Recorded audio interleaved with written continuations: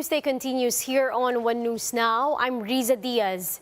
More areas in Huban, Sorsogon are covered in ashes after the phreatic eruption of Mount Bulusan this morning. Let's get the latest from Huban MDRRMO Public Information Officer. Mr. Aryan Agualo is joining us via Zoom. Mr. Agualo, good afternoon. Yes po, ma'am. Good afternoon. Sir, we'd like to know what areas in Huban are now covered in ashes following the phreatic eruption this morning. As of now po, out of 25 barangays, meron tayong affected na 24. So may isang barangay lang tayo na hindi na abot ng ashfall. Meron po bang, ito po bang mga barangays na ito na inyo pong nabanggit ay nag-evacuate na po? Sa kasalukuyan, isang barangay pa lang po ang meron tayong evacuees. Bale, ito po yung na-evacuate natin noong nakarang araw pa as of June 10. Preemptive evacuation po yon. Dahil nga po doon sa previously recorded na increasing volcanic activities.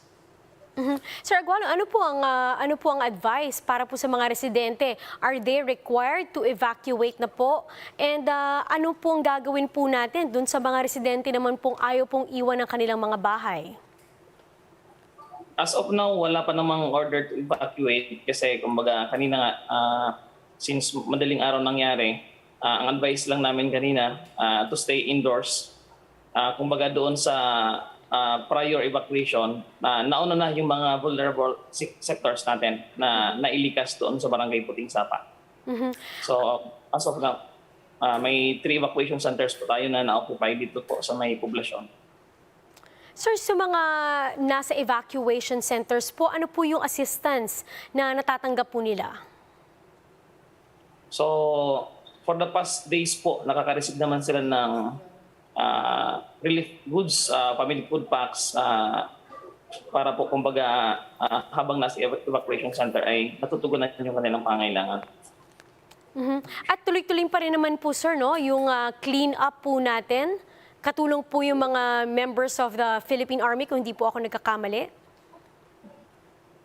Sa kasalukuyan po, ongoing yung clearing operation or yung flashing po sa 3 barangay along Maharlika Highway. So yun po yung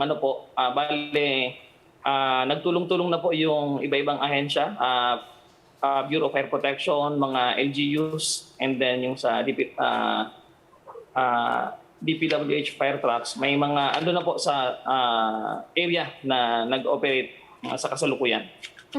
Panghuli na lang, sir, ano po ang inyo pong mensahe, advice para po lalo na sa mga residente dyan po sa Huban?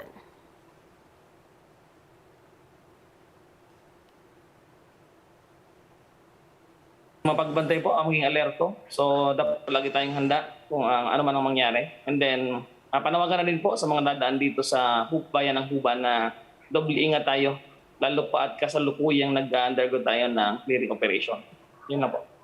Maraming salamat po. That was Mr. Aryan Agualo, Huban MDRRMO PIO.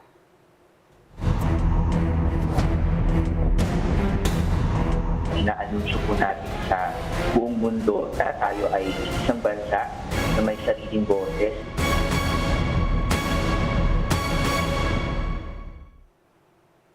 The Labor Department reports that almost 150,000 job openings are up for grabs in today's Independence Day job fair. Labor Secretary Silvestre Bello III said that most of the vacancies are in manufacturing, business process outsourcing, financial activities, and construction. Out of the 150,000 job openings, over 37,000 are overseas job opportunities.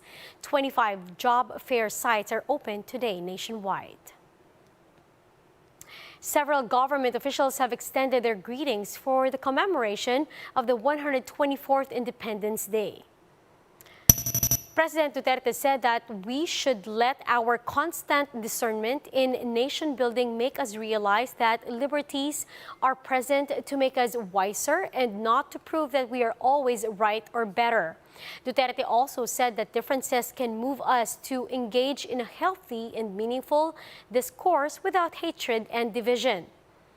Meanwhile, Senator Ping Lacson said that the same old question remains if Filipinos can feel that we are a truly independent nation. Senator Lito Lapid urges everyone to fight corruption, poverty, and the pandemic as he believes that Filipinos can recover from the problems hounding the country. Federation of Free Workers President and lawyer Sonny Matula said that Filipinos who rose to the call of patriotism and nationalism and fought for our freedom are remembered today. We'll be back with more stories after the break. Keep it here on One News.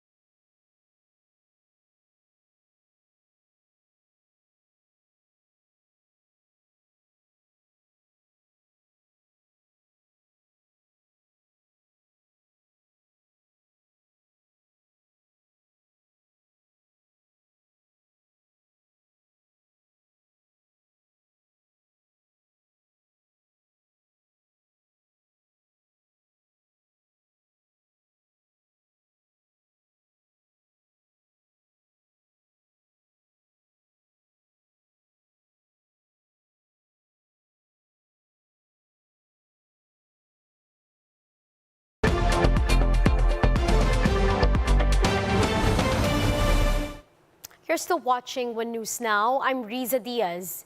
The legal counsel of the so-called Dinan 83 says that they are planning to post bail for all of the detained farmers and their supporters in Concepcion, Tarlac. In an interview with One News, attorney Joseph Pahilga said that each detained farmer or supporter is required to post bail of 3,000 pesos for malicious mischief and 36,000 pesos for the illegal assembly. But Pahilga said that the prosecutor approved the reduction of bail to a half yesterday. We are glad that the honorable judge of the court has accommodated us, and he will be there in his sala this morning to accept our motion to reduce bail and hopefully to post bail for the 83. Pahilga added that there were human rights violations in the arrest of the farmers and land reforms advocates in Hacienda Tinang. This as he notes that the farmers were doing a legitimate activity in the area. There are a lot of human rights violations. First, the police should not have been there and they should not have caused the arrest. If there is an agrarian dispute, only the DAR can ask assistance from the police to intervene. In this case, it was the co-op who requested the police to do the arrest. Airline tickets are becoming more and more expensive as oil prices continue to surge. Let's watch this video by Bloomberg. People are back to planning holidays again, but there is one question on everyone's minds. Why are airline tickets so expensive? Airlines have not really brought back all of their giant jets like the Airbus A380s because they're still not confident enough that this reopening the demand environment is real and here to stay. That essentially means that there are fewer seats between point A and B compared with pre-pandemic levels. On top of that, some of the airlines like Hong Kong's Cathay Pacific are hardly flying any international flights. British Airways, for example, doesn't even fly to Hong Kong anymore. That's pushing up prices. Russia's invasion of Ukraine has pushed up global oil prices, and oil constitutes a large part of airlines' expenses. It's as much as close to 40% now for an airline, compared with less than 30% before the pandemic. And airlines have no option but to pass them on in the form of higher ticket charges. A revenge traveler is someone who has waited for more than 2 years to fly to go to his favorite destination but couldn't manage to, and he is willing to splurge up as much as an airline wants. Airlines and airports have fired hundreds of thousands of people that included pilots, cabin crew, and baggage handlers. Now airlines and airports suddenly find that they can't hire back those people very swiftly because they either have found alternate carriers or they just don't want to work at the airport. That means delayed flights, cancelled flights, and a lot of complications for airlines.